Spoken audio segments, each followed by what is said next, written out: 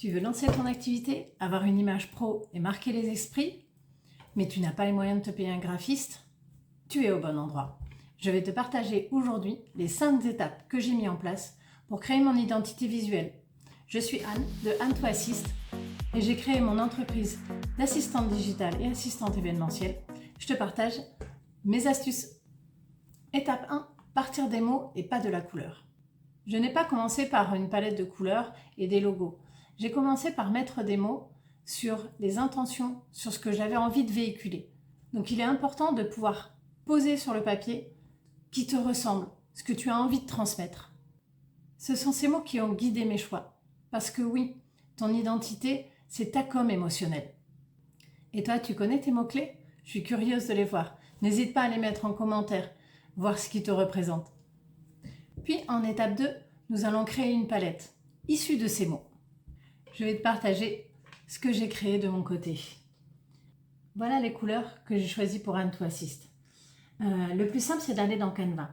Canva est un outil facile et très bien adapté pour créer une identité visuelle. Tu as ce petit logo et nous allons alors voir l'identité visuelle pour Anne to Assist. J'ai mis le bleu nuit pour le sérieux et la stabilité, comme tu peux voir ici. Après, je suis partie sur un bleu-gris pour la sobriété. Puis, une petite touche de rose poudré pour le côté féminin assumé. Du beige clair pour la douceur et la lumière. Et j'ai mis aussi cette touche de marron pour la chaleur et le côté terroir, terre. Donc voilà, je te partage un peu ce que j'ai créé moi sur Canva. Et si ce contenu t'est utile, n'hésite pas à liker et à partager ma vidéo.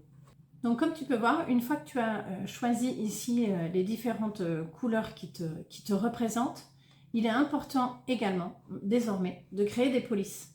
Tu peux avoir les plus belles couleurs du monde, si ta police n'est pas alignée, c'est mort.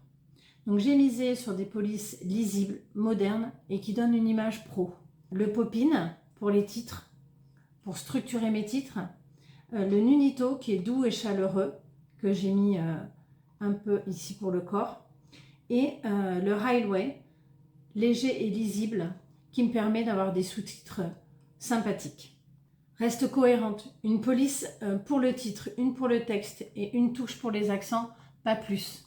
Étape 4, rassembler ton identité. C'est important du coup de pouvoir rassembler tous les éléments de ton identité visuelle à un seul et même endroit. Donc ici sur Canva, c'est vraiment l'avantage dans les marques. Tu peux créer ton identité visuelle, tu peux en créer plusieurs, ce qui te permet de suivre tes différents clients et de toujours pouvoir adapter tes visuels avec ton identité. Et voici mon petit tips. Tu sais, tout ça, je ne l'ai pas créé tout seul. J'ai utilisé ChatGPT qui m'a aidé à me booster dans les moments où je doutais. Ça m'a permis d'avancer plus vite, de rester concentré et aligné avec mes idées. De plus en plus, l'IA est présent dans notre quotidien. Donc il ne faut pas hésiter à l'utiliser. C'est un vrai outil qui vous fera gagner énormément de temps. Donc en conclusion, créer une identité visuelle, ce n'est pas une course au logo. C'est vraiment réussir à trouver des couleurs et des polices d'écriture qui te ressemblent et qui représentent ton activité. Et si tu l'alimentes avec ton énergie, ça marchera.